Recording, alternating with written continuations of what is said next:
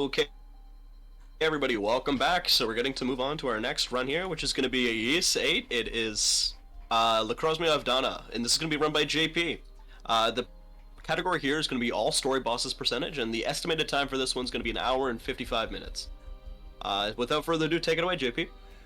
Yeah, hello. Lacrimosa, as said, and the category's point is to vanquish every single boss before the credits roll. Pretty self-explanatory, pretty simple. This game is a later East title, and it comes with most of the mechanics known to those games if anyone has ever played any of the East games.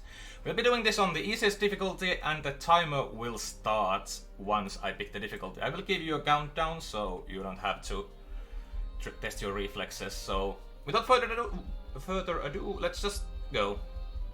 3, 2, 1, let's go.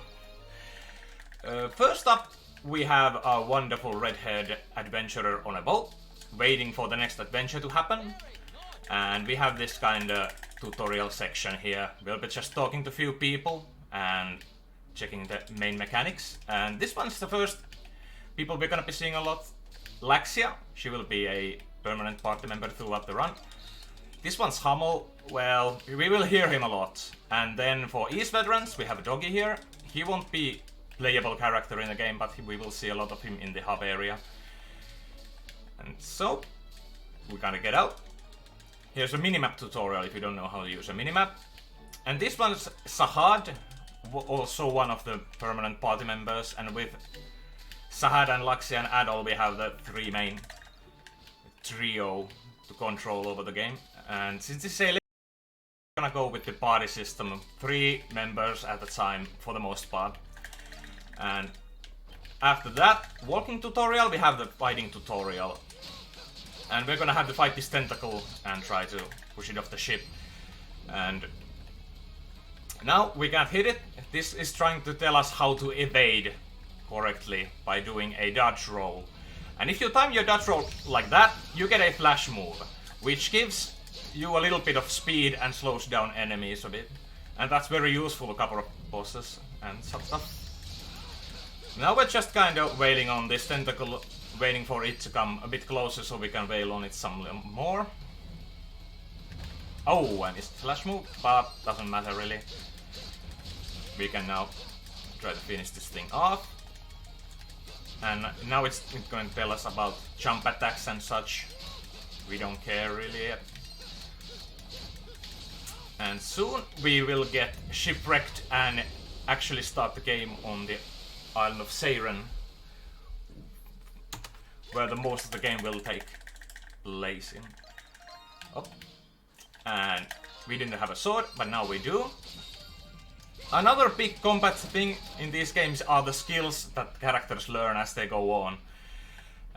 There are only a couple we are gonna be using, and we don't have those yet. One we learn by eating a book later on, another one we get just randomly. We hope to get it as soon as possible though. And those who like rolling, we have plenty of that coming. The main movement mechanic is based on attacking first and doing a dodge roll. Adol will, and the company will keep their momentum, and that is pretty much the fastest way to move on land. Yep, we recruited Laxia now, and we're gonna go as a duo for a little bit. And after that we come to this game's hub area where we can come and upgrade our equipment and do story stuff. And we have a couple of little hotspots we want to search for the game to continue. And now that's that. We're gonna enter a cave, and now we're gonna get to the kind of taster of these games. Skips, okay. That was nice. Game thought I fell out of bounds, but that happens with this game. But for now, we shouldn't be able to go through that door yet. But because they didn't stretch the trigger to check that if we are capable of going over that door to fit the entire door, we can just jump over the trigger and be like on our merry way. And the important boss mechanic comes into play here. This time with Laxia, we're gonna be throwing these daggers. That's Laxia's skill, but with some skills, if you kind of spam them enough, you can do a damage glitch, which pretty much means that a damage numbers will overflow or something. I'm not fully sure, but what that means is every single frame your skill... Oh, it didn't manage to skip the cutscene, but yeah. Back to damage glitch. If you have like those daggers that are flying through the enemy, they only hit once, but once the damage glitch is activated, they will hit every frame, and as you can imagine, that's pretty useful. Most of the bosses can't take that they pretty much go down in one hit once you activate the glitch. For the most part. Now it's time to recruit Sahad. We have this little dino friend. This one's actually a little bit tougher. As you can see, we can see a lot of numbers going on, but it just won't die.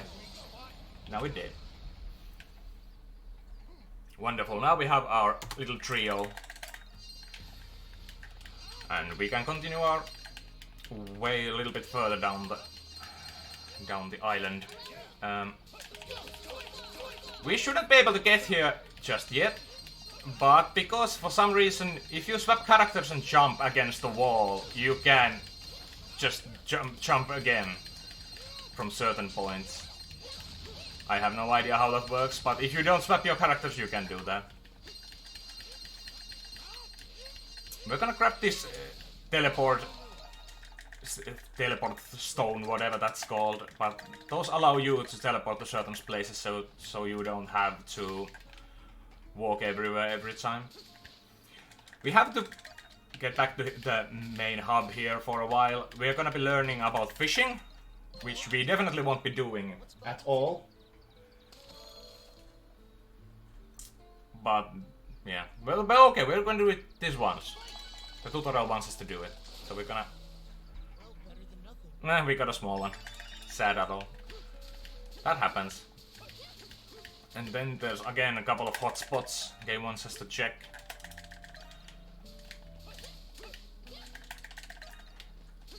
And talk to Doggy. Also in towns and places where we can't attack, the dodge roll is done by... or the fastest movement is done by jumping and doing a roll in the air.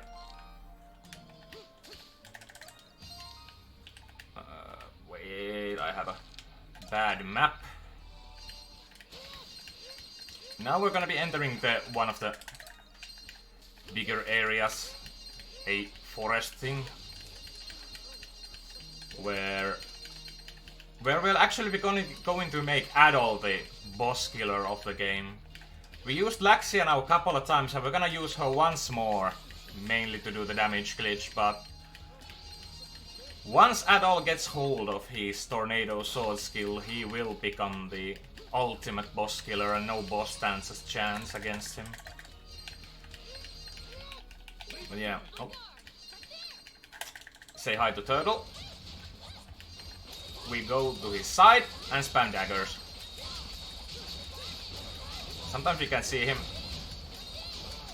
Ah, there it is. Nice.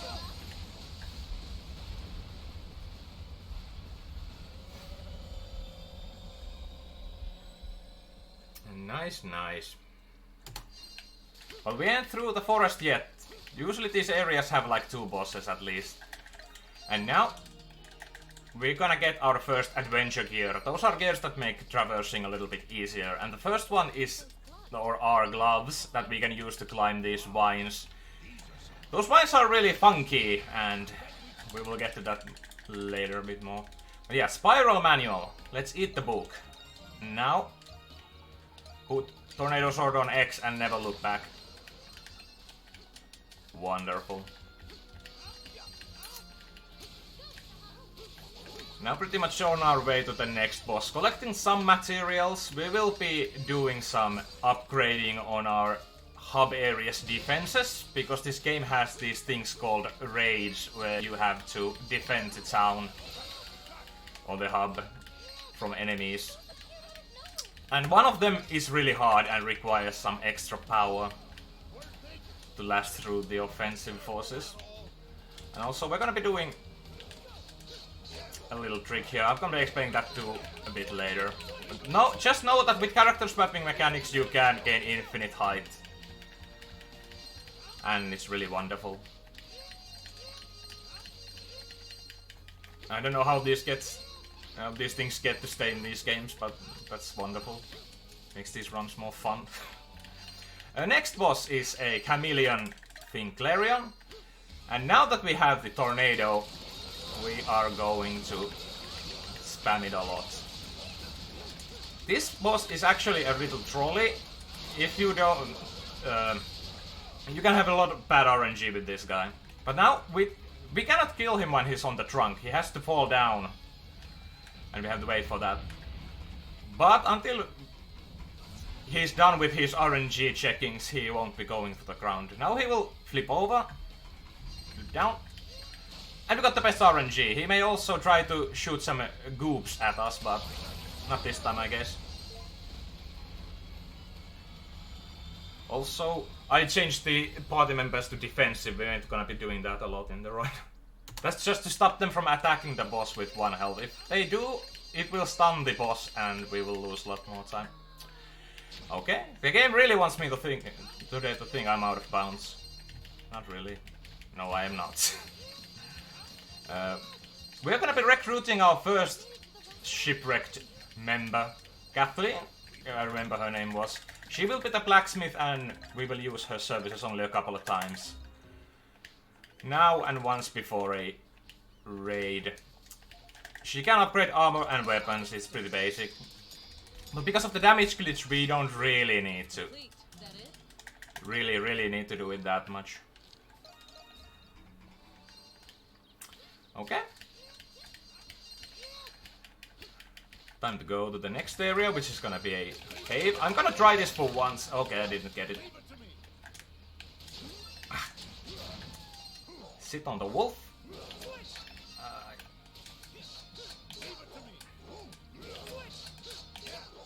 And we're gonna do this again to get over that. Once again, you're not supposed to get here this early on. You're supposed to have a little bit... go other way or have more skills on your... more skills on your characters to get here. And before we go a lot further, we're gonna have to check a few hotspots for allowing us to actually upgrade our hub area later on in the game. If you don't do it right here, that's a soft lock that's waiting to happen and it can make you cry. It's really heartbreaking to get a good run in and just because you forgot to do something early on, you're gonna have to stop right there. Nearing the end. Oh. This roll thing is kind of funny because it very much depends on the shape of the ground you're moving on. Up hills you can pretty much just spam it and you get very quick speeds. But on downhills you can't spam it too much, otherwise you will see me doing a lot of those downward stabs. And they will pretty much hold your movement entirely, so you don't really want to see that happen a lot. Like here, as it's gradually getting more stable or straight the ground, you have to slow down your spams a bit.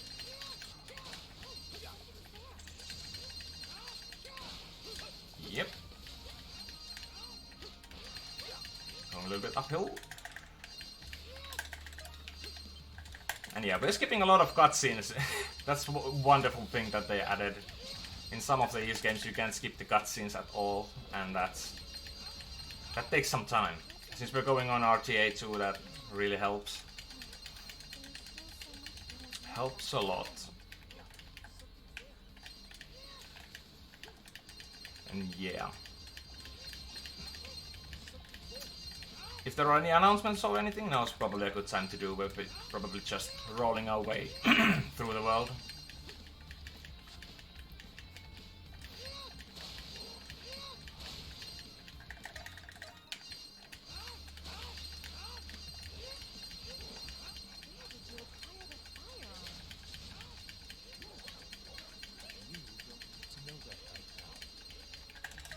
Okay, we've gotten to the cave now. This place has a funny thing where the characters will get extra dialogue if somebody hits a frog later on. Let's see who's gonna hit the frog. I've had it once where nobody hit the frog and that was just sad. Also, this kind of little extra location is mainly for materials. So we can upgrade the hub a little bit later on. Again. Wait, nobody hit the frog. I'm sad now.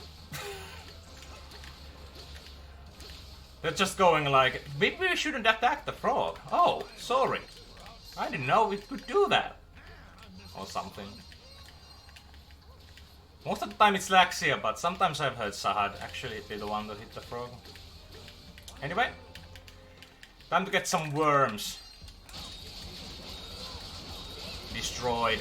These are kinda iffy creatures for the damage glitch. I feel that sometimes they take the glitch very wonderfully and sometimes they just won't go down at all. Also, they like to go down. They like to burrow themselves under the ground and that's really annoying. But of course, because there are small ones, there will be a big one, so after we dispatch the final little one, we will get to see a big worm.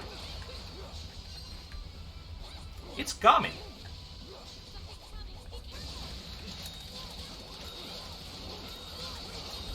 Oh no. Dang.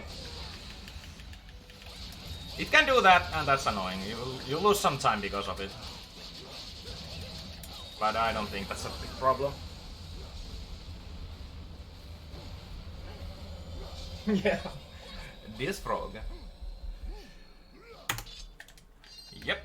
And once again we are not done with the caves because there's a second boss that needs some face mash in action.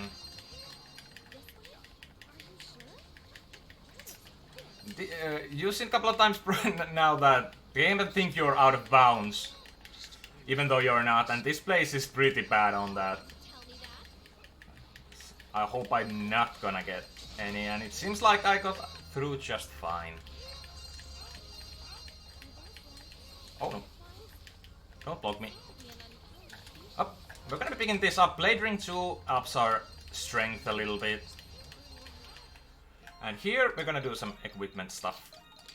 Mainly put on the Blade Ring we just got and a Warrior Shield that will actually increase skill XP. The way this skill XP works is every time you use a skill, this skill you used gets EXP and it can level up a couple of times to increase the efficiency of the skill. So why not use it there? That's what we're gonna do. And that was Spider. And you can probably already see that the bosses, most of the bosses in this game will be a cakewalk. They just can't do anything about the glitch. Now we saved, I think that character's name was Dina, but she's the merchant of the town, and as we're shipwrecked we don't have any money, so all the transactions will be done in trades. Trading materials for others or straight out items. But she also gave us some insect repellent, and what you do with insect repellent is go to a beehive and spray it on it. And these things are also capable of getting damage glitched. So we hope... and I don't think I got it. Dang. Oh, I'm learning skills left and right. Oh yeah, usually you have to use 2 insect repellents to destroy one nest, and unfortunately I had to do just that. Next up is actually a boss we're gonna be seeing a couple of times for reasons, because we want to use this boss to get a boss trigger. We can use that to skip stuff, and that's a really useful thing in this run. Also, on mud, for some reason, you can gain infinite height by swapping characters and just pressing jump. It's really simple. And looks weird.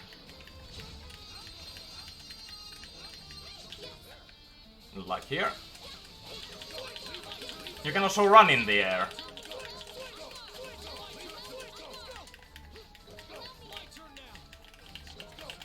Oh, we're actually supposed to go here first. Here is a chest that contains a book that we're gonna eat again. Forest Guide. It gives us a additional adventuring gear slot. So now we can have something else equipped as well as the gloves. Ah, I fell. When you're in a mud, you can jump at all. So what you want to do is actually use Laxia here. Do a little bit of running and you're good to go. And next up is the other boss of this place. Why we're not killing these yet is because we want to save the tree. We come to sweep these later on. But now we don't get the cutscene because we have the boss trigger on us. And this guy can be really annoying if he decides to suck you in. But I don't think he's... Oh, he's doing it.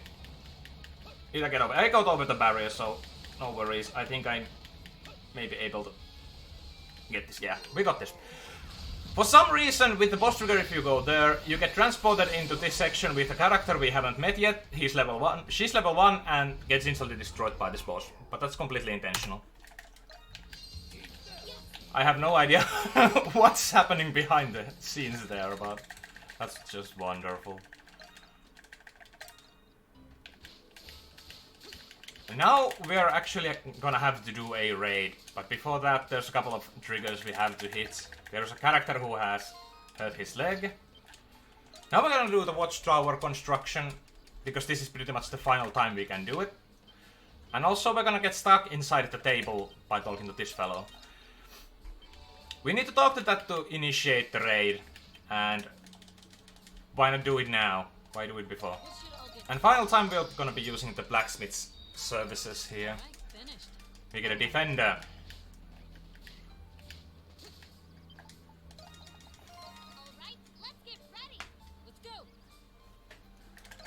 Time for a raid. Raids are simple defense missions with waves, like I explained, but you have to destroy every boss as fast as possible to get through this. And sad thing here is that I don't have Force Edge. It's actually one part of the damage glitch duo I like to use that actually has a wide hitbox. And because you hit with every single frame, the wide hitbox is a really helpful thing. And it also, because these enemies are so low leveled, will just wipe the floor with these and make this raid to go a little bit faster. Okay, wolf. And these are always the same. All the enemies will be the same, they will spawn from the same place, so you just gonna have to learn where, what and when to get over with these.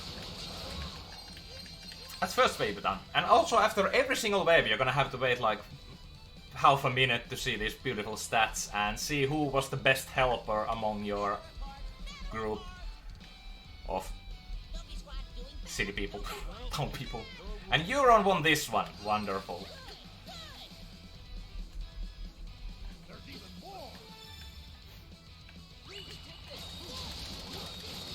These wonderful fellows. These are pretty much the strongest enemies on this first raid other than the raid boss.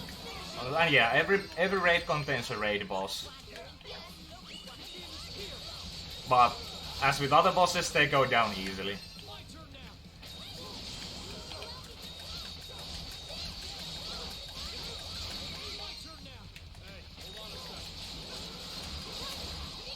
The bad thing about the tornado skill itself is it can send enemies flying like that. And especially with our movement jumping capabilities, it's not good if they get too high. There's no way for us to get against them. Near them. Yep. This first raid has 4 waves, so you could almost say halfway there, but we're a little bit over, because the last wave is the boss, and once the boss is down, the raid ends. After 40 seconds of statistics and stuff, of course. Let's hope these bees are behaving now. Seems like they are. Seems like they are. Yes, they were.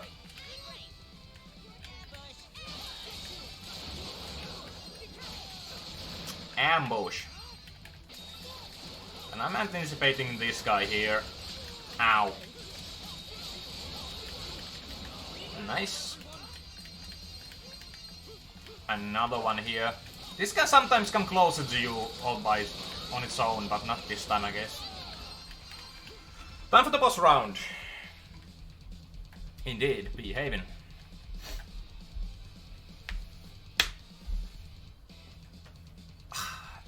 This is gonna be a hard boss battle.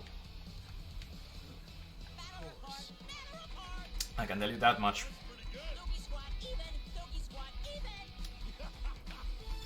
Gotta stretch out a bit, get ready. Incidental Dino Friend!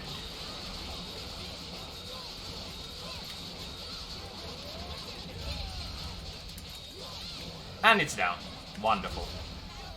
Oof, that was close.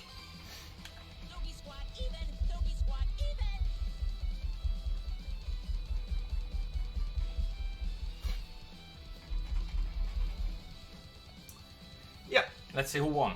Euron won. That actually means nothing. At least in the run. At least run-wise, that means absolutely nothing.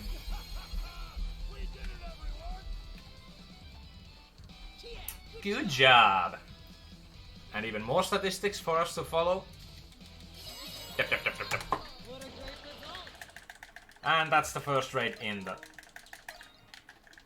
can or something. Now, somebody actually was stealing our ship while that was happening. No? We are trying to get off this island and we had built a wonderful little ship. What? Wonderful. I am not on my cutscene skipping A game today, I guess. But yeah, we're gonna have to follow the person who stole the boat. They're in trouble because actually you shouldn't be able to leave this island before in oceans the tentacle monster has been defeated, but we haven't defeated it, so yes, we cannot progress further on the objective of getting away from the island before that, but he didn't believe us, so he got wrecked pretty badly. Considering this game, I wouldn't wonder if there was a way to get out of here before destroying oceans, but that's another story. Okay. And now is actually the final time before actually the final time I want to live without Force Edge. After this, if I don't have Force Edge, I'm gonna be a sad camper. I usually do learn it by defeating these, I guess. But it's looking pretty bad. And we don't have Force Edge. Wonderful.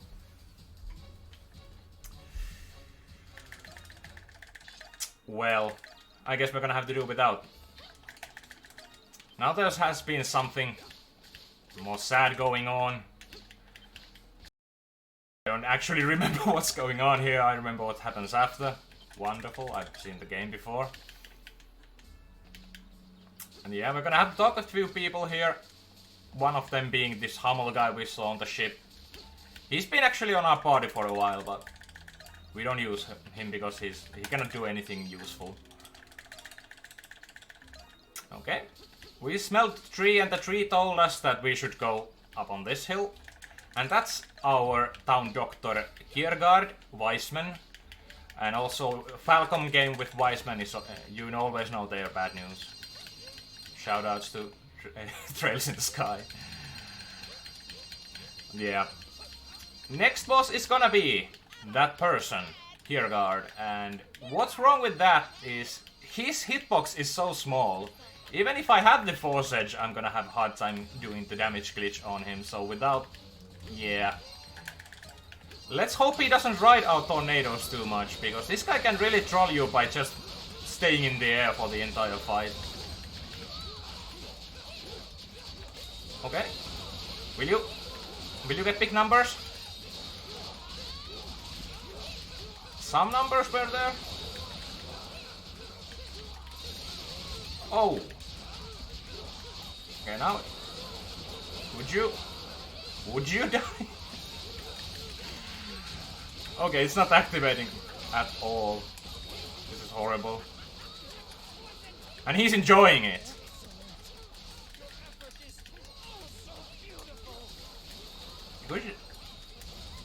How about... Hey, we got the skill. Wonderful.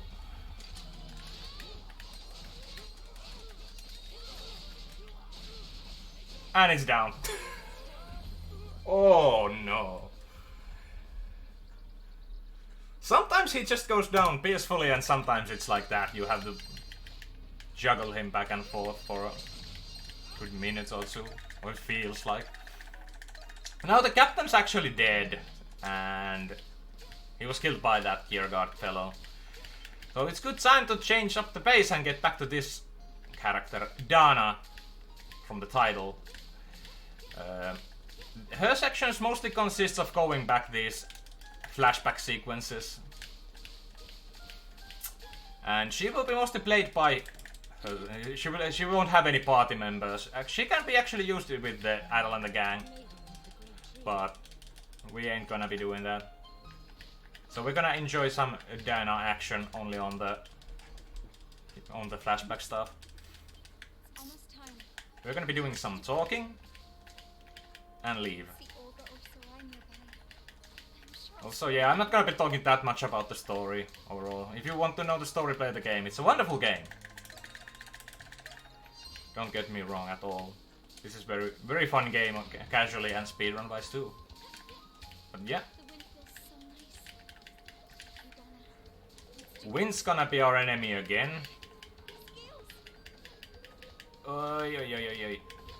Wonderful.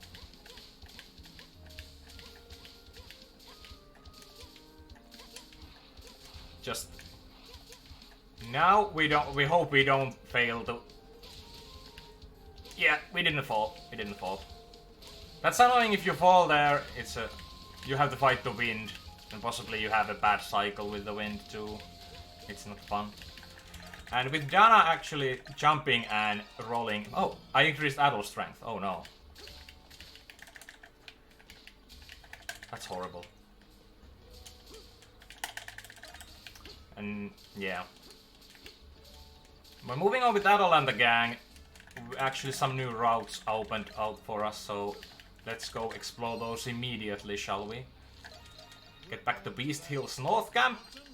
And yeah, we're gonna go to a big mountain, Saha, thanks for the spoiler.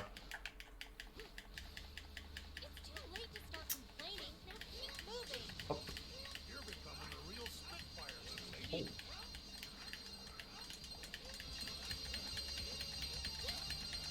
And for the mountain trek, I think now is a good time to touch a little bit about the switch cancel jump mechanic that can give you the infinite height.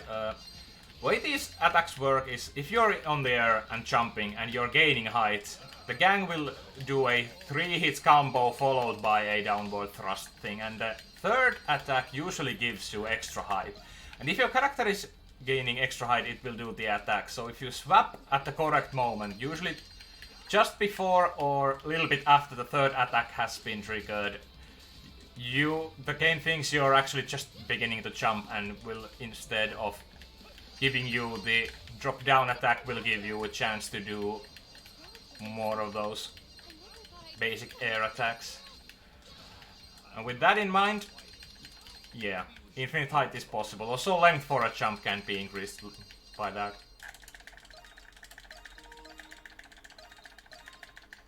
I'm gonna actually have to count some of these cutscenes, how many there are, or I will do more strength increasing for Adol. Mount Gendarme, I have no idea how to pronounce it, but this is gonna be a big stretch of just movement. And we're gonna be doing the switch cancelling thing real soon. This place, like others, have 2 bosses, but after the first boss you're supposed to do a raid. That raid can be skipped by actually doing the first boss a little bit later. If you skip the first boss at first, you can progress further into the mountain and go to the summit, which has a teleporter stone. If you get that teleporter stone, you can actually teleport to it even with the raid even though if the game forcing you to do the raid, so you can actually skip it that way. If you don't get that teleporter stone before you destroy the first boss, the game will actually... the last teleporter stone is before the first boss of this mountain. And if you teleport there and try to go any further, the game will say, you know, you dum-dum, you have to save the town from the raid. But because you're not supposed to have the second teleporter stone before doing the raid, it isn't blocked. Nobody thought it's possible to have that at that point.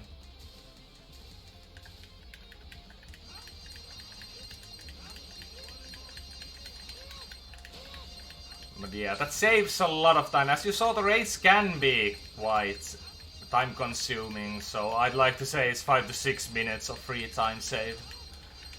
Depends, of course, on how good your raiding skills are. Oh, this is actually a person's cottage, and we're gonna be snooping around for a bit. Nice. We got what we came in here for. And continue. That character will join our party later, and we don't see her that much. That ground underneath can crumble, and if it crumbles, you will fall.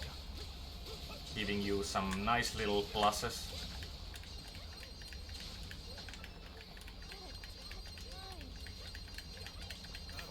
Also, I find it funny how these rocks deal minimal damage, yet they're huge and just look like they could crush you. Ah! Those primordial dinosaurs, when they shout, they will knock you down, so the best way to avoid them is usually go from the tail side, avoiding their face. Okay. This is where we're gonna do the skip. I'm gonna do a safety save, because if this goes wrong, ooh, it's gonna be a big time loss.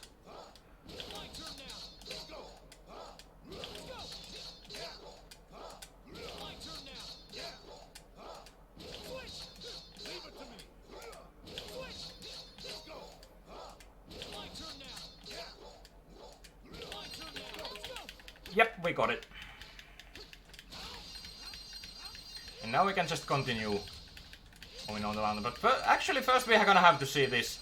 And if you played Legend of Heroes games, you know that character. If you haven't, then it's a random thing on the game.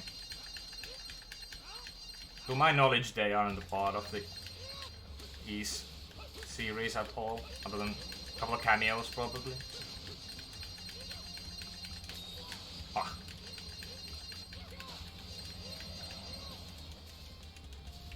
Actually, because we skipped that boss, we're gonna missing some dialogue here. They don't have anything important to say, but it's a lot more quiet trek through the rest of the mountain. Ow.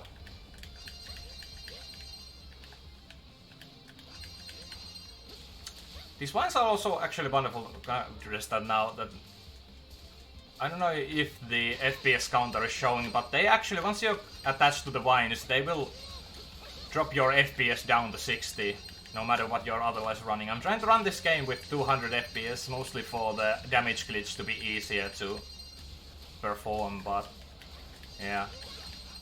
Vines say no. That's too much.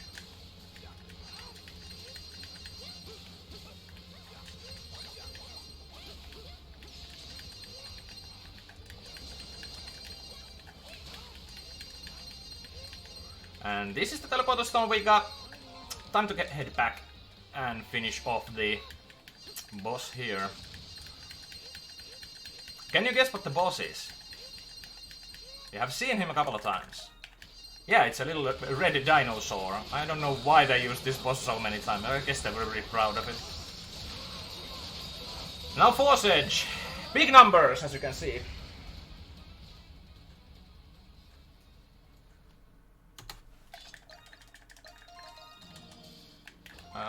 Yeah, before progressing any further, we also have to go get some orichalcum ore from a cave. Because story reasons. So we're gonna get back here and do some more mud jumping.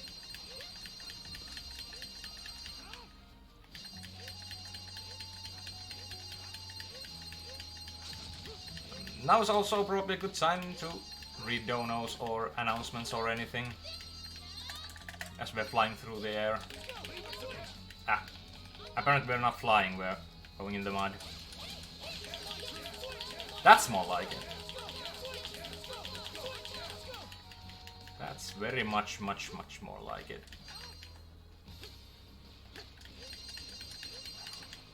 Oh.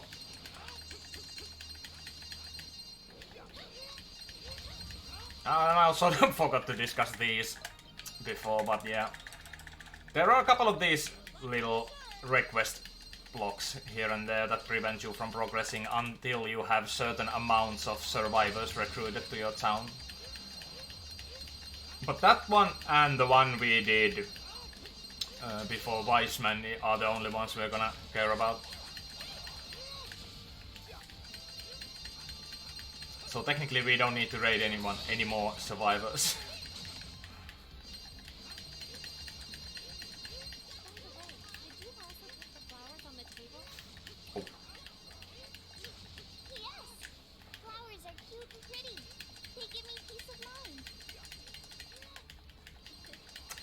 They're having their mature conversation over there while we're getting close to the cave.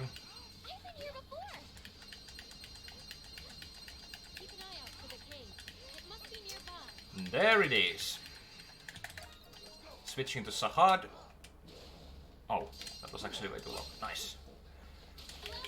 Doing some swap rolling. That's all. That doesn't give you height, but it can maintain your height a little bit longer. And after that, we are not gonna do a raid, we're gonna do a hunt. Where we're gonna be hunting down this back boss and some monsters. The way hunts work is that you have these torches to set. They will weaken these monster nests and the monsters around it. So, and once you destroy all the nests in the area, a boss will appear. And the boss is actually the final target. And once the boss is down, the hunt ends. And with everyone from the town, all the survivors, they're doing their best effort to help us. Throwing boulders and stuff. This should be pretty quick. The scary thing about these are that if you actually summon the boss a little bit too early, the boss will just flat out run away by disappearing immediately. And if it does that, you lose a lot of time. But I think I'm on a good cycle. I think it has something to do with the waves ending. I might be wrong with that.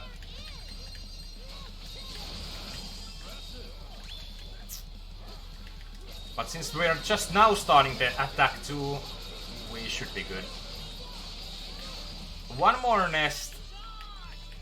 And yeah, these guys can destroy these torches, giving you endless pain if you reach a nest and somebody just flat out destroys it. Okay, all of them are down and the boss is... oh no.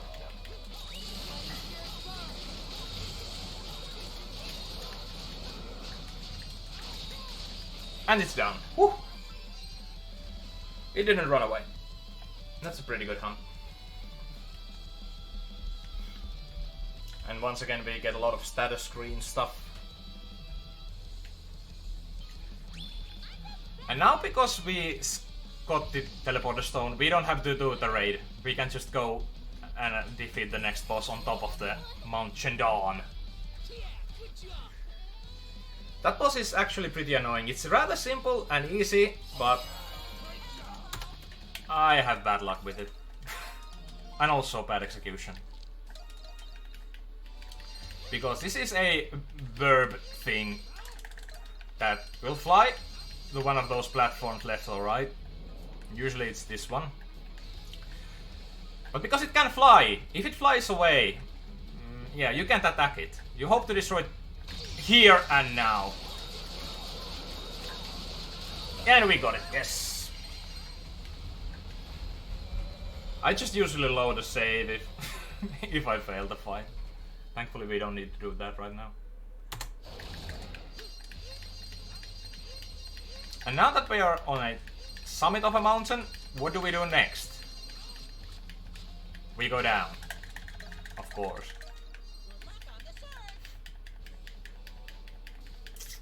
And once we're kind of gotten through this descent, there will be 3 back-to-back-to-back tests of your switch cancel mechanic skills. You have to do 1 full length, and that's pretty much the easiest, and it's the first one. If you fail and accidentally get a ground pound attack in the middle of your flying action, you can usually save it by doing the switch rolls in the air. But the other 2 ones are just for height. You're gonna go over a wall a couple of times. And once you fail the switch cancel, you do the ground pound. There's no recovering from that. You have to start from the beginning. And it's rather soul crushing if you fail it multiple times. Especially if you're getting close to just going over the barriers. Yes.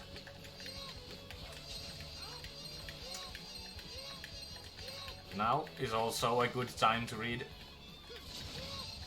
donos and announcements, pretty much.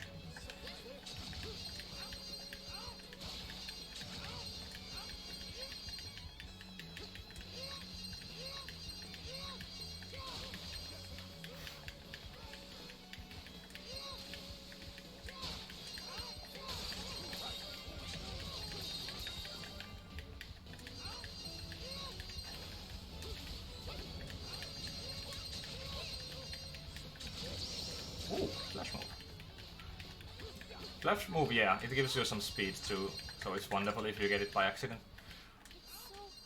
I'm gonna do a safety save here, because there's a trigger we want to fly past. But if you fail it, you will be teleported into a Dana section from which you can't come out, and you lose I don't know how much time. I've never went through it, actually casually like a couple of years ago. But it loses a lot of time, so it's better to be safe than sorry. And here, I'm gonna be concentrating a lot. So, awkward silence time.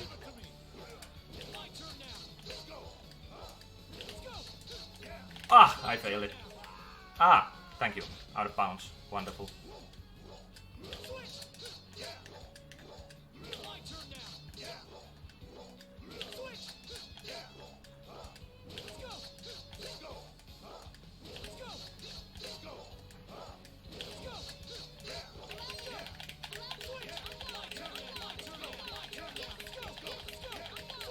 And we're gonna have to activate this door. If we don't activate it, we can't continue. The game hasn't loaded this door. Oh, and now we're gonna get this teleport stone we needed in the future. And then we get to our second switch cancel. Oh yeah, you fall through the ground because you're not supposed to be here yet. This ground hasn't been formed yet. Or something.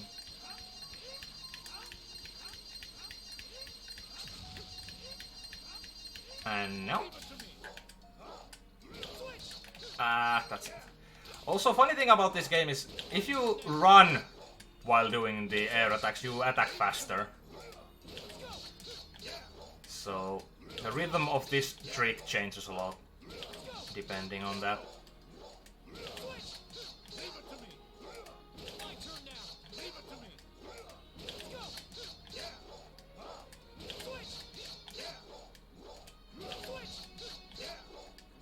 A couple of extra safe ones, yep. Second one done. Time to go for the third one.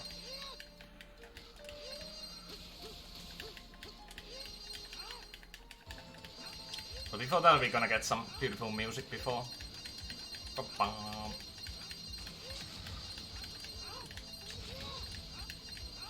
And for some good RNG measures, we're gonna try to gain a Tektite ore from this. We didn't get it.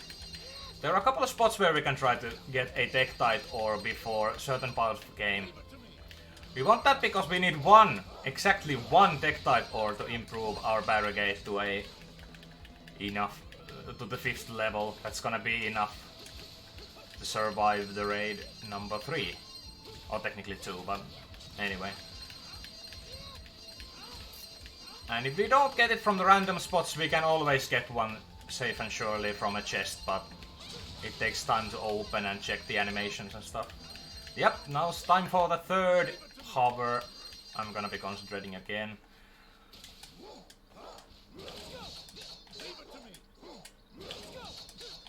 Ah! At least that was early on.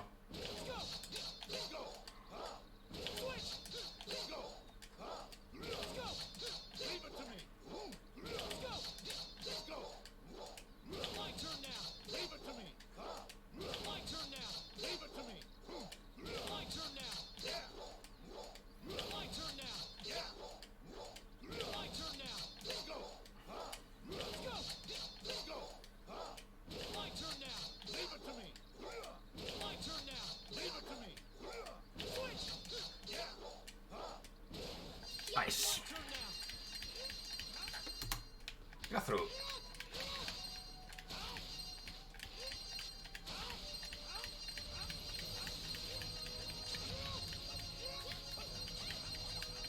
And now we're in the Baja Tower, I think it's called. And here we're gonna get a essential skill for any game with any platformer elements, and that's gonna be the double jump. We ain't gonna be seeing too much of the switch cancelling anymore for the rest of the run. Because double jump exists, and that's a perfectly fine deal to me.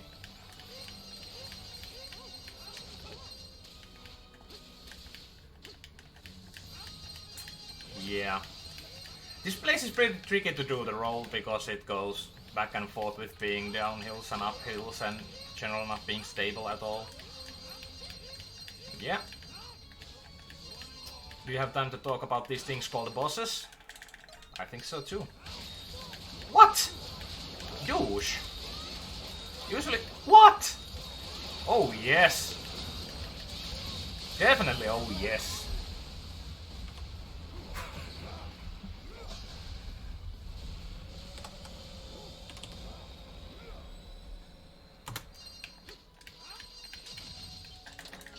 And that's actually we get double jump by having equipped a adventure gear.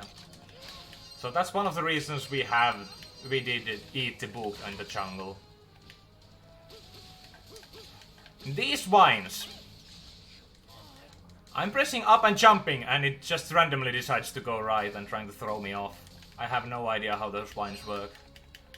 Or if they do work at all.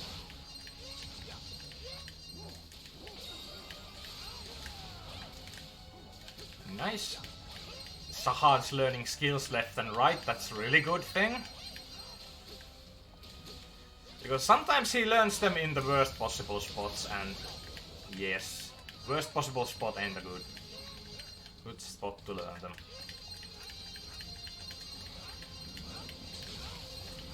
Oh! Oh no. We're getting stabbed. Yeah.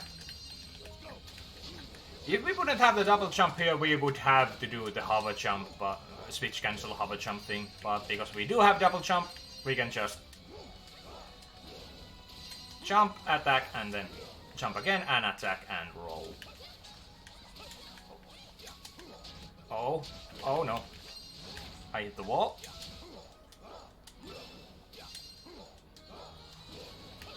All's good. All's good. Also, get out of the way, please.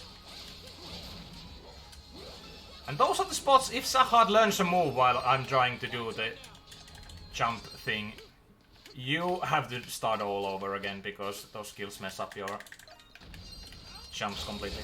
This boss is actually fun.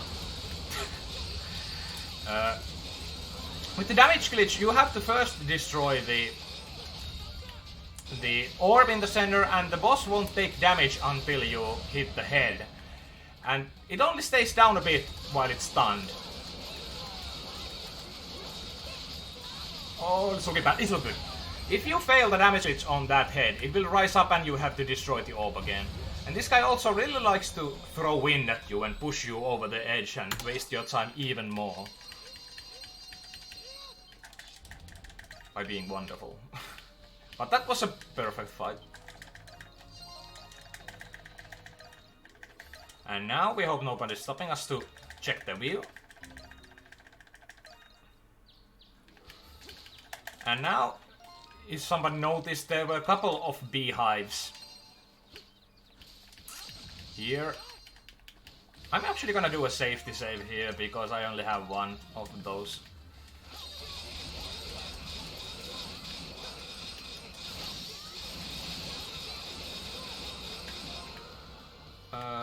Use. Oh, it destroyed. Nice. Yeah. The trader gives you 3 once you get her, so if you count that you need 2 per nest, it means you have to trade for 1 extra. But because the nests are also capable of getting damage glitched, yeah, you don't have to do that extra trade.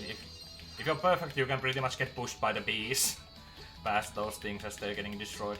It might be even possible even before they are destroyed, but I've never seen that happen. Now there is a cave that is said to contain a wonderful little ghost ship. And we're gonna explore that.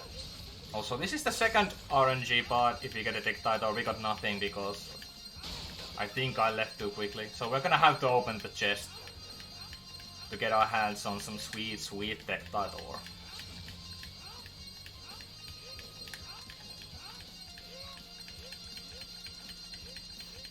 And now, time to do some more skippy jumping. We're gonna be doing some rolls.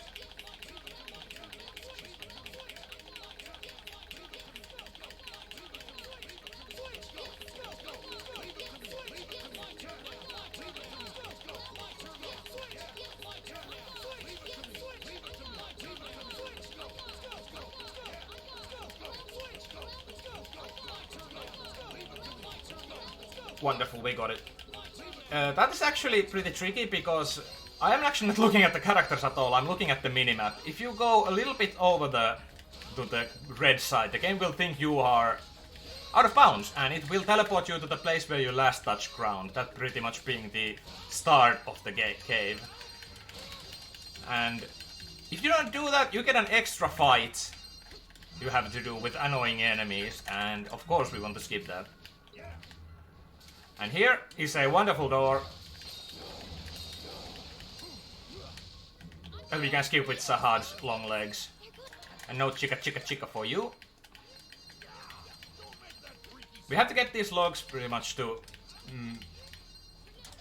give us a chance to progress further on the ship. If we don't pick them, something will stop us from doing so.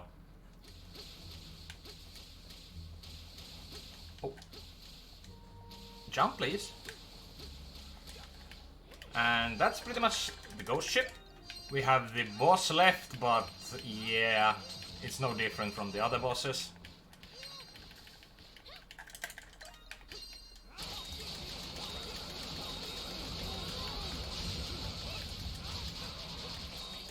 Boom.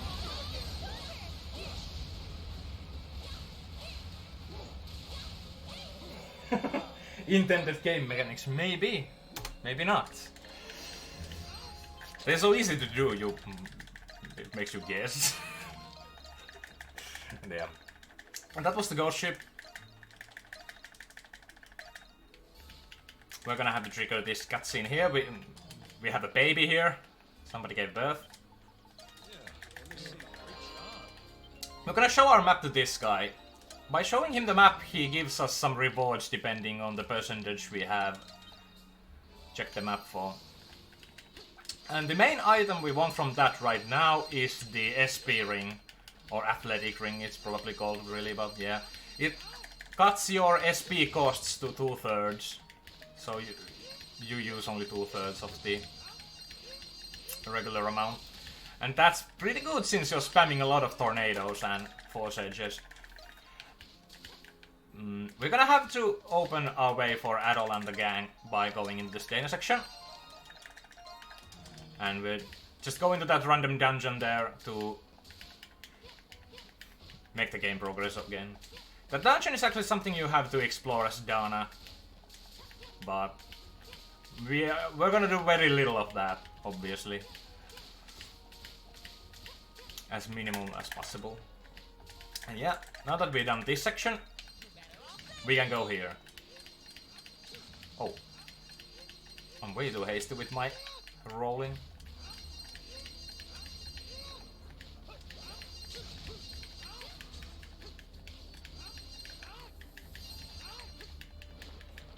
Oh.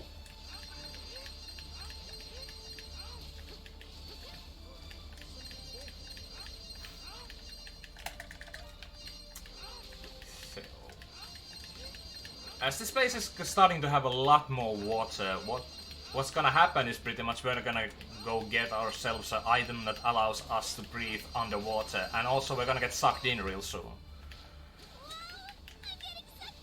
Yeah.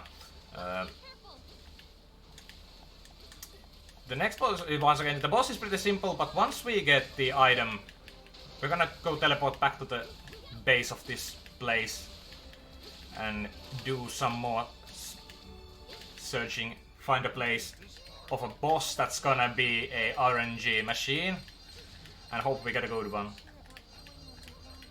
We have gotten pretty good RNG so far, so I'm happy. Let's see what this guy does. That's a better one. It can also try to ram into you, and that's just more annoying. You get knocked down and you can spam tornadoes as fast.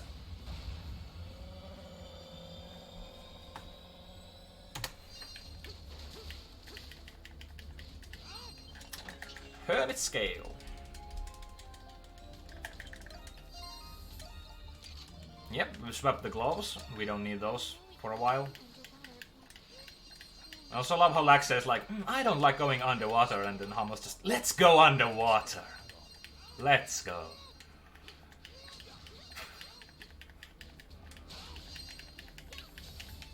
Yeah, we're gonna do some wonderful skips because roofs don't actually exist. Yeah, we activate the trigger from the other side of the door, otherwise we would have to open it by means of puzzles and mechanics and stuff. We don't have time for that. And Laxia is actually a faster runner than Adol, and since here we can't do rolling, we're gonna use Laxia more. And now it's time to feed the RNG machine, the tentacle thing we saw in the early game. This guy needs to do a ground pound with his tentacles. If he doesn't, we're in for a time loss. And we're in for a time loss because I failed that. You're supposed to do a flash move. Will you be nice and do me another one? Nice. Well, we're in for a time loss anyway. Okay? Now that it's down, we're gonna do damage glitch, surprising. But instead of just going for the force edge, we're actually gonna go for the extra skill. And hope it dies. Yep. We cannot fully destroy it. This has some same things as the chameleon one did. We're gonna have to kill it once it's ground, but because it's rising, it's not on the ground. So we're gonna have to wait it to go up, get back down, and poof. He died. And yeah, technically that's the thing preventing us from leaving the island, but no, we're gonna have to learn more about Dana. So we get another Dana section here, and this one introduces us to different Dana forms. We have the regular blue one here, it's Dana. And then we have two more. The one this one is supposed to introduce is the Luminous, a yellow one, that will have the benefits of being capable of doing damage glitch with the regular attack, so it's really useful. And then there's Radika, the green one, who we won't use at all. Well, at all, we use him once. But now we're gonna have to kill enough of these to trigger the boss fight. We're gonna be twirling around. Nice. I'm gonna have to fight this Pokemon. But for now, I'm gonna be activating this power skill. Oh, wrong. And we're gonna be using Rodica for this. We're gonna be destroying those leg armor things. So we are more capable of doing the damage glitch. If you wouldn't push me away, that is. Come on. Yes. It went down. That guy can be really annoying if he tries to push you away. A lot. That was only a one push, so I'm not even mad. And now Dana has disappeared in the current game, so we're gonna go after her.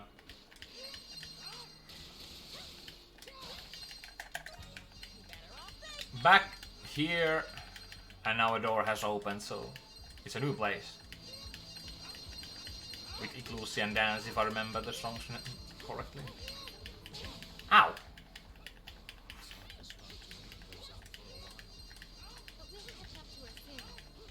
And we're gonna be saying hello to our little friend called the Tree Boss in a while. But instead of doing the same we did previously, we're gonna do the same thing but backwards. And by that I mean we're gonna go to a different direction.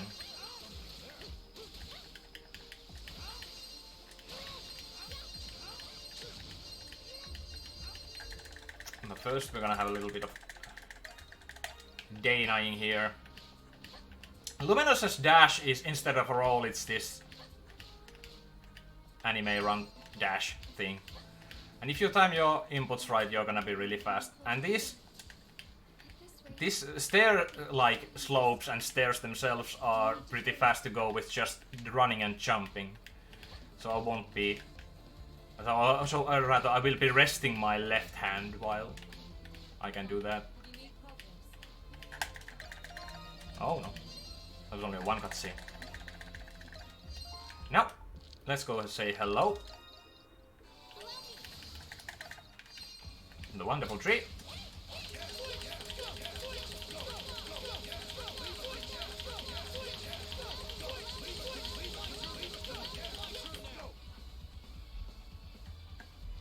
And get back.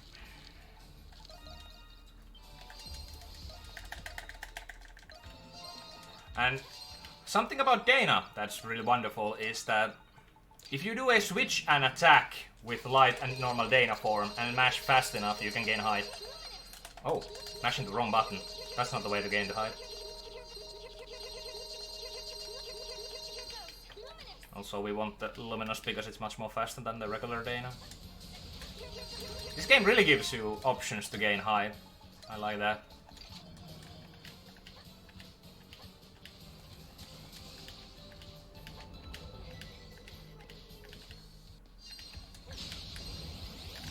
Ah, I missed the flash move. You want flash move this one too, because this guy can move like and do that. Oh, I'm missing all my dodges. I'm missing all my dodges.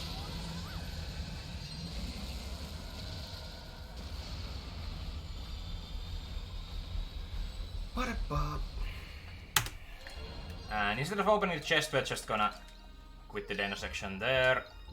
Switch on some gloves back for some smooth and quick glove action.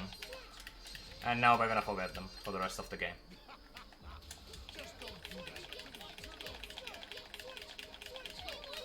Going on in the inside or in the swamp is very slow, as we're gonna see here. So I prefer just jumping over the thing. But you can, after you enter this area, you cannot. It just pretty much forces you to go down. Down there and dodge roll.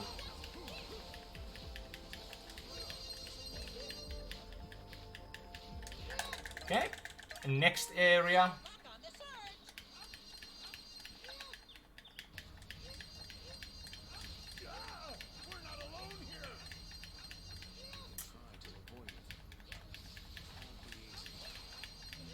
Now's a good time to read any announcement, donos, anything. We're just gonna be trekking again for the next boss.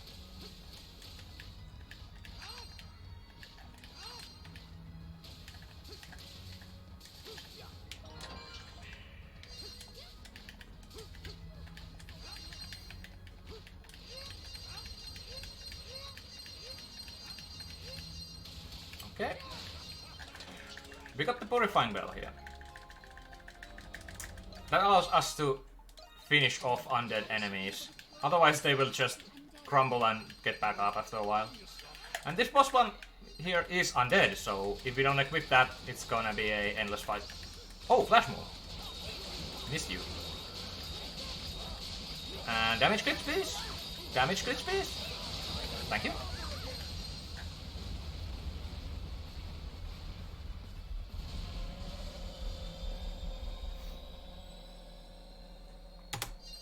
And now we're gonna prove that doors don't exist, or doors rather than door, whatever those are, door triggers, anything.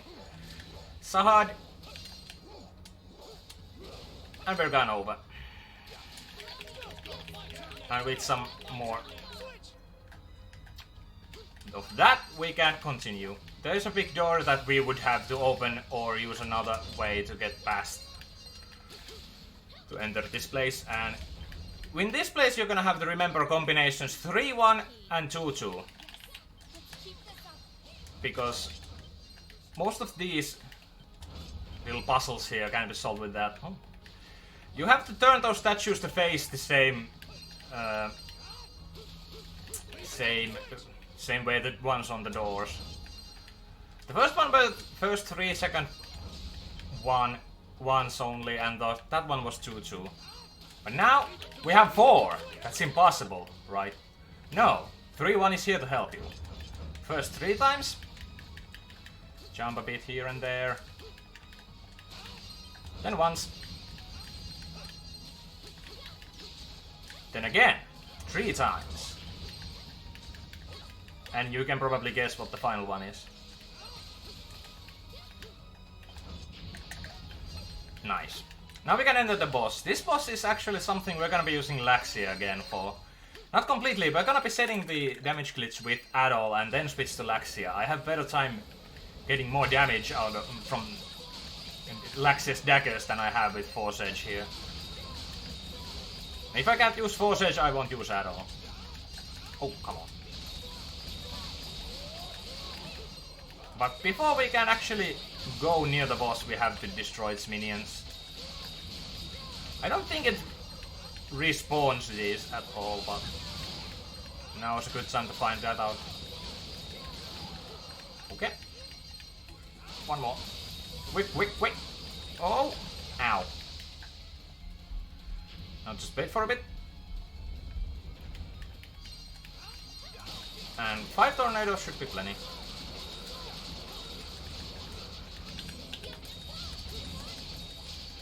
As you can see, many numbers, and my SP management stuff wasn't good. But yeah.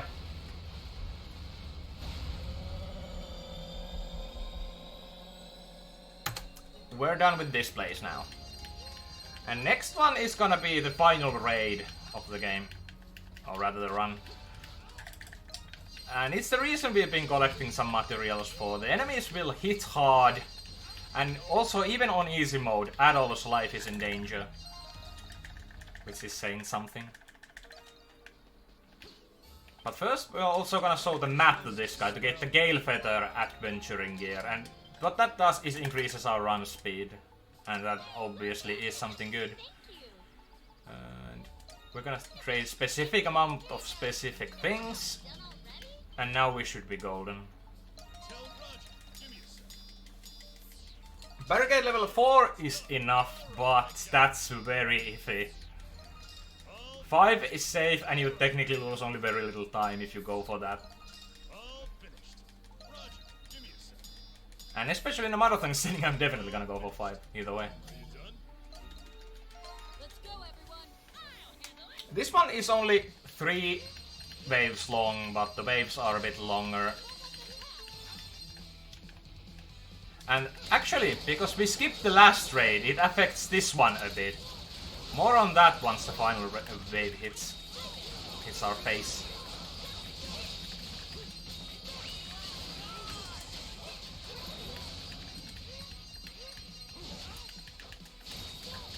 Trying to avoid taking some unnecessary damage is good now, because as I said, Adolf's life can be in danger if your play isn't good enough.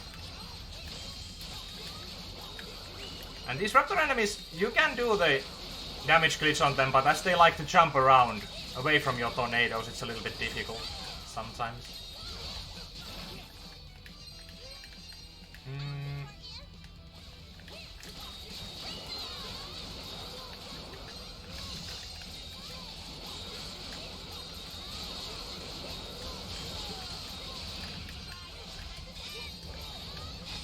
These guys are fun, you can only hit their weak point, which is their little eye.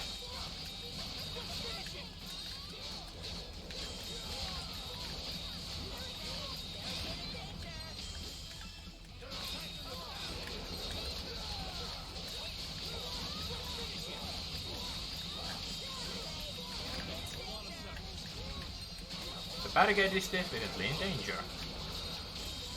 But because we have the level 5, it shouldn't be destroyed. Ow. I'm lost.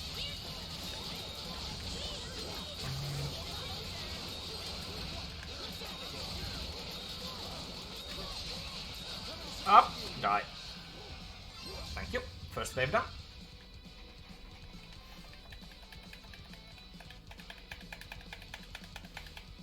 Who won this round? Dina. That's amazing.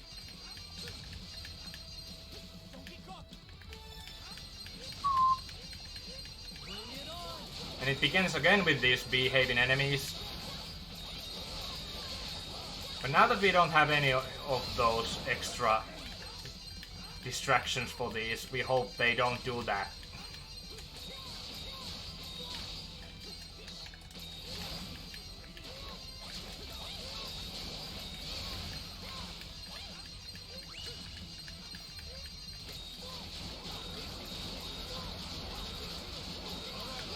And these guys also really like to ride the tornadoes. Everything that rides the tornadoes is annoying, but now we at least have the double jump, so we can go after them even if they enjoy a little amusement.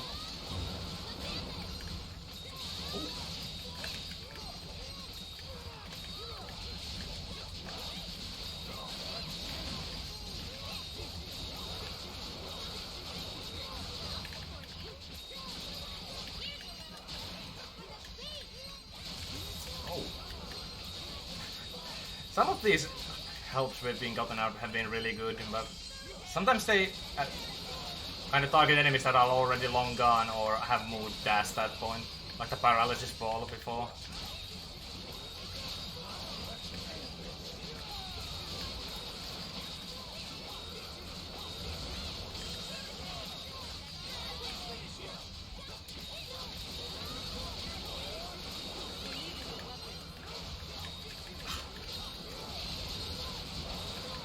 Okay.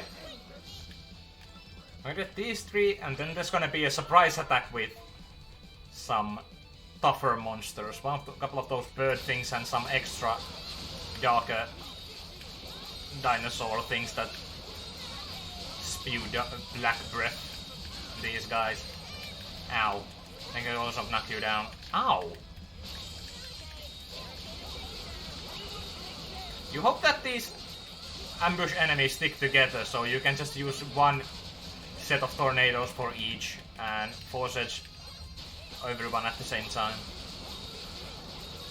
That's not the case today.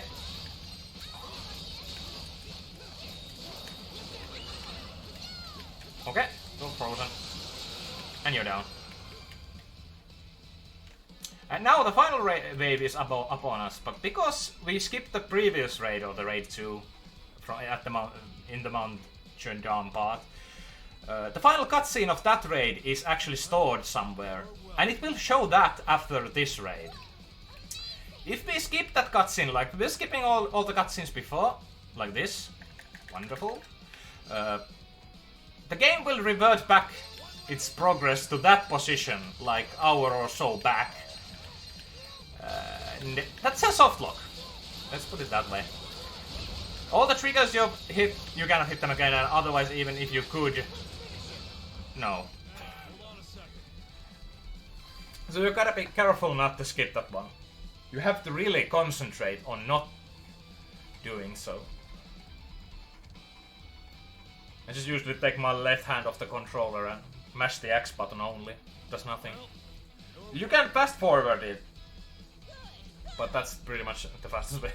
Only fast thing you can do with that cutscene. After that one cutscene's gone, we can continue our little cutscene skipping shenanigans again.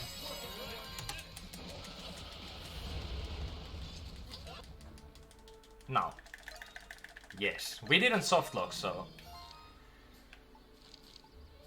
that's a good thing. And we're getting back here. Something has happened at the summit of Gendarme, but now we have the Gale Feather, so the trek downwards is gonna be a little bit faster. And since Laxi is a fast runner and we can't do that much rolling here, I think this is one of the faster ways to go down. Also, it gives you a little bit of a rest.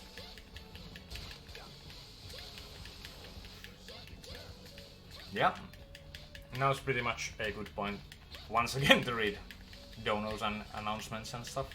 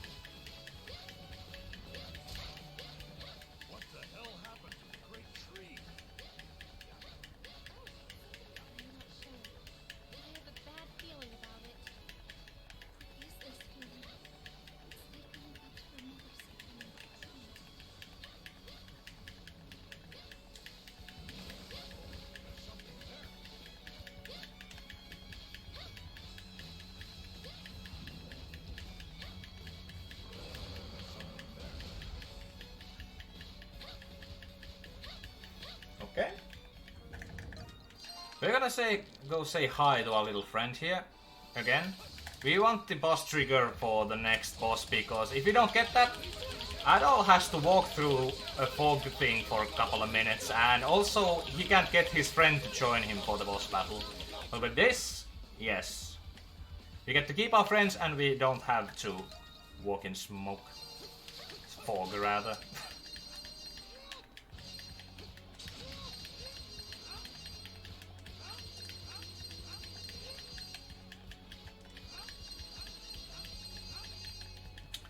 And this boss is pretty familiar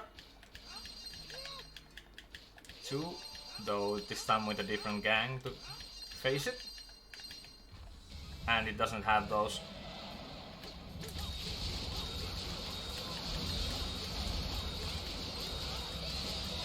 Nice.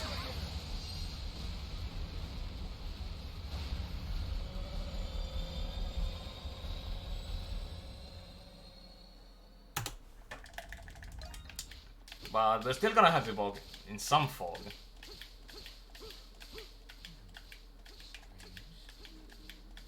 We're pretty much entering the final dungeon before the end game here with the regular gang, but before that we're gonna have to do some extra Dana section here.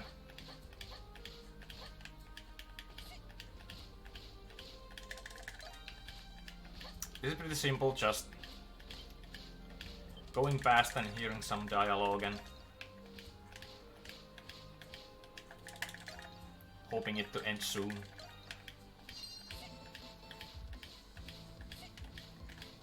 Almost there. For everyone's sake, I need to hurry. Because we're in a hurry. Is it over there, Olga? Yeah.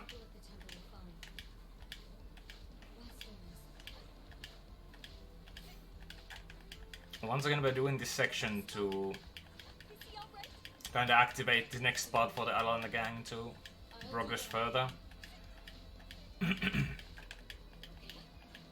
But funny thing about that part is that we're almost doing it. Almost. You'll see soon enough.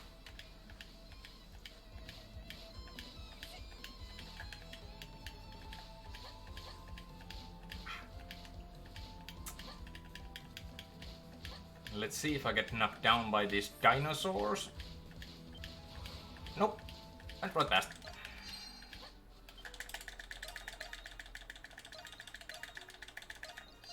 Now we're gonna have to visit that tree. Here. Oh. Get back. And voila! It's a blaze. Let's see if I get this. Because of the Gale Feather, the timing with this trick is a little bit difficult. Or different.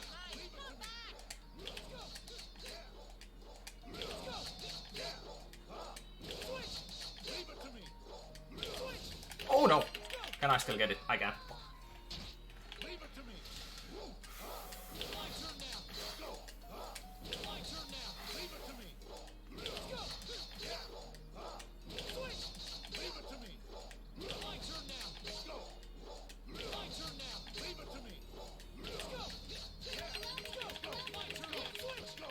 Yeah, we did the dungeon. Oh. And now we're gonna get an teleporter zone in the kind of gauntlet area of the game. This game turns into a Mega Man where we have to face some usual bosses we have faced already. But since this guy is also a story boss, we're gonna have to finish him off right now.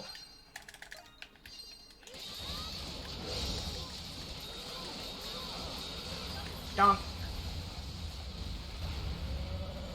Yeah, timing wise we're gonna go about 10 minutes below the estimate that I feel. If we keep on going this well. Unless some bad RNG happens, and that's never a weird thing to happen with this game. Okay, now we're gonna be going all over this weird cosmic area and facing bosses we have faced before, or should have faced, rather.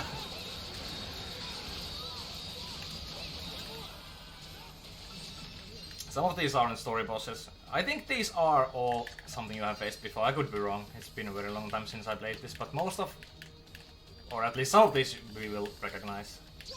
Oh, nice. That's more. This one can be annoying because if it decides to shout, it didn't. You will be knocked down for a very long time, and then it can really attack you, and you get knocked down again.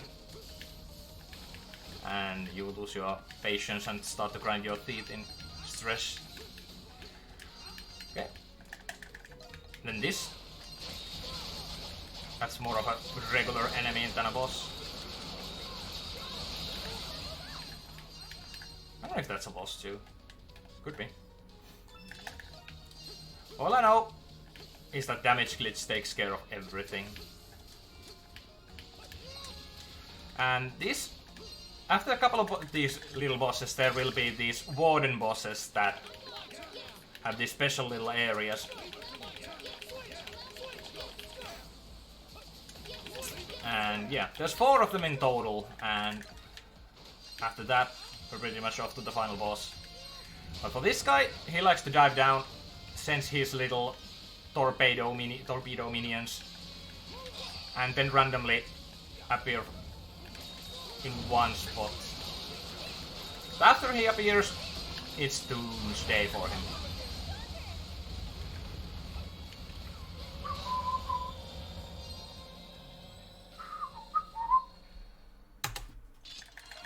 That's first one down, 3 more to go. The second one has also 3 of those mini bosses. and the remaining two only have 2 each. This frog can be really friendly if it decides to eat you up like that. Oh, that was a bad fight. Damage glitch not activating. Or rather, I was running around him. And also, I didn't mention probably about the damage glitch that if you do it on a enemy's leg, for example, the bigger monster, if you do it on their legs, you don't get the effect on any other leg than the one you have done it on. So it's important to place your shots in the same place.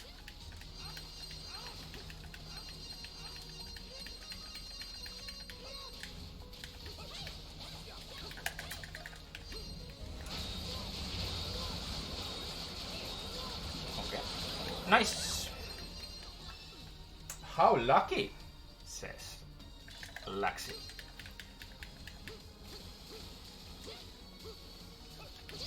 Ooh, flash mode, that's nice.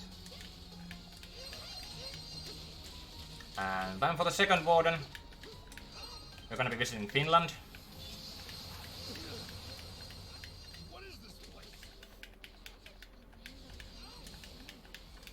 this the Ice Age?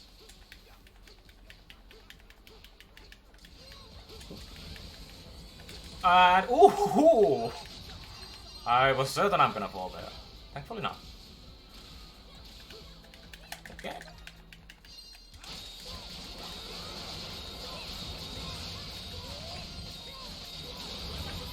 And that's that.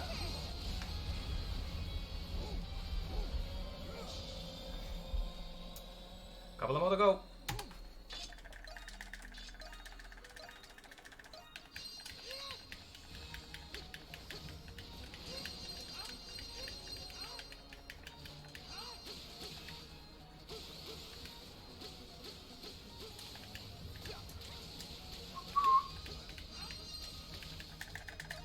And we get to this guy.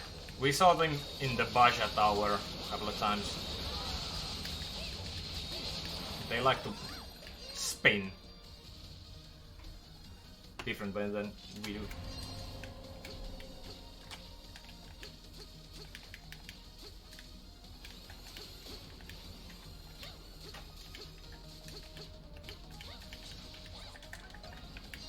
And these fellows, let's hope they don't ride too much. Ah, come on.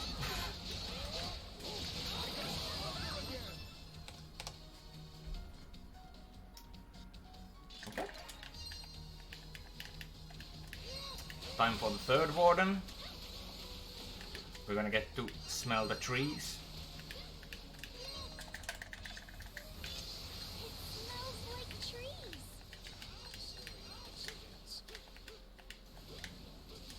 These are powerful beings here.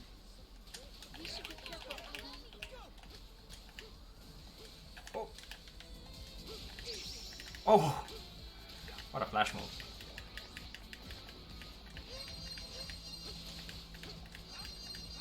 This boss can also be infuriating. If he likes to move too much, he can also decide to go way above our heads and do this very long attack with a long wind up to remove one of these little blocks underneath us. It does nothing but waste time.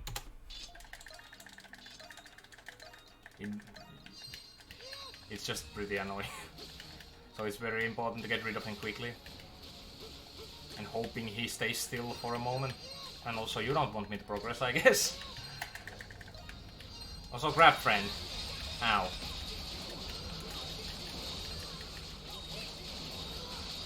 Am I?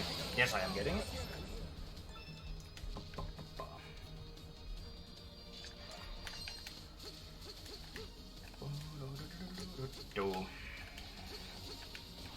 Do you? No. Wanted to block me. Back friend?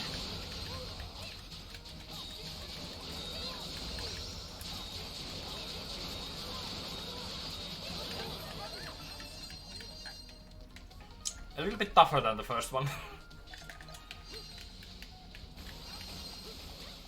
And the final warden is we're gonna be facing them up in the sky and doing some switch dash rolling.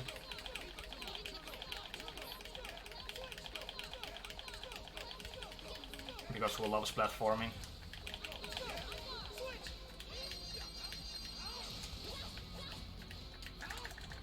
And the final boss.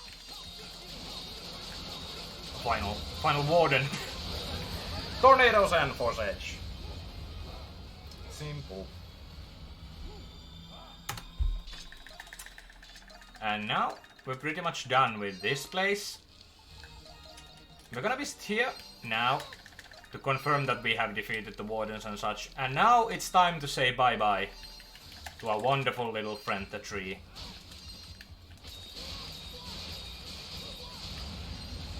Bye-bye, tree.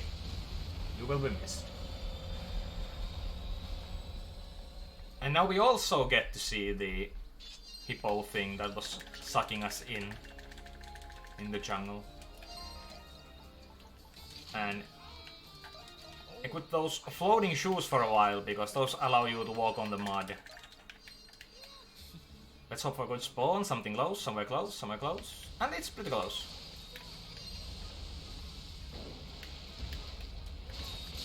And this one's here.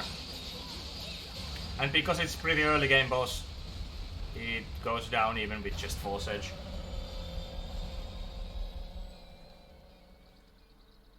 Now we are heading for the final stretch.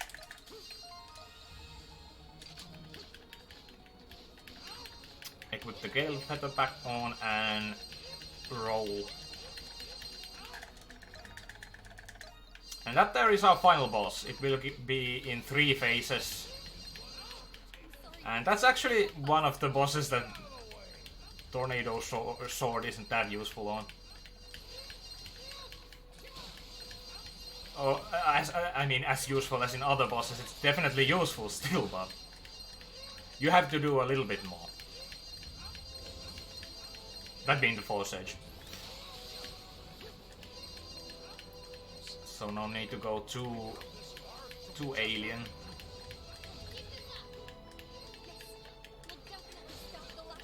That teleporter will actually refill your health, but not your SP, so I want to get that extra SP here. Okay, first phase. Tentacles again. Okay. Oh no.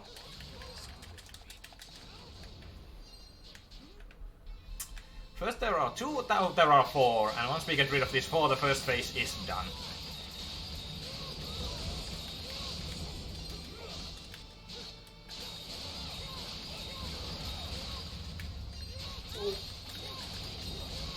Yep, first phase done.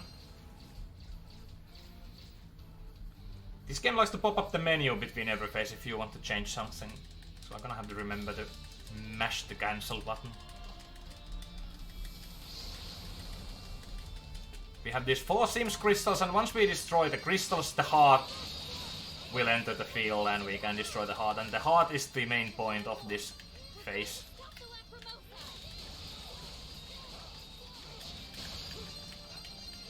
So going good.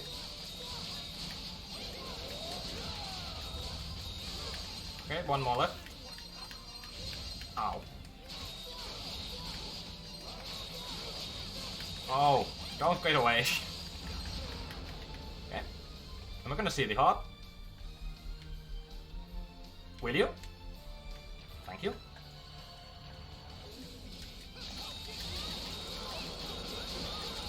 And Force Edge. Will you activate?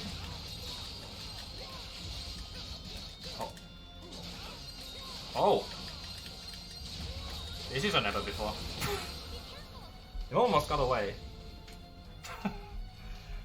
Okay, the final phase, this is pretty simple. And anyone, if there's near a time stop button, should get ready, unless this guy destroys my RNG. You have to attack this thing to stun the thing. And this is an attack you don't definitely want to see because it takes a lot of time to execute. It moves away from you. And yes, you don't want that. Oh, definitely not a good RNG.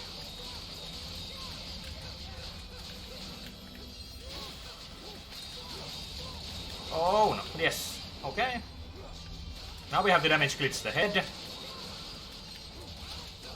If I can. Yeah. Then we have to use an extra move to finish the boss off. The game pretty much prompts it.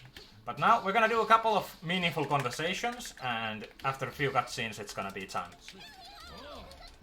Hummel definitely knows how the situation is going and definitely has an opinion. Yes, no. And then Sahad, and very much after that I teleport to a place. And time. Yeah, that's a lot on the test, but sorry about that. But yeah, that was VIII Lacrimosa of Dana all story bosses %. Definitely a fun run, in my opinion. Hope you enjoyed.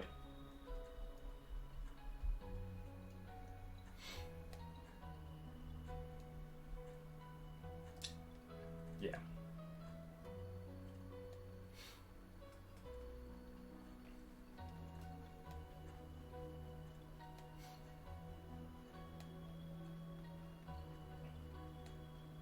And 43, yeah, seems like we were both pretty much accurate with the time. Congratulations, that was a really fast run. Yeah, Good job, man. Thanks. That definitely improved a bit, like Yeah, no, last for sure. weekend. So yeah, that estimate pretty much. I was gonna say that that game looks like a lot of fun to speedrun because you can move around the map so quickly. Yeah, definitely. It just looks extremely satisfying. Yeah, it feels really good to get a good run going, and overall, it just feels right.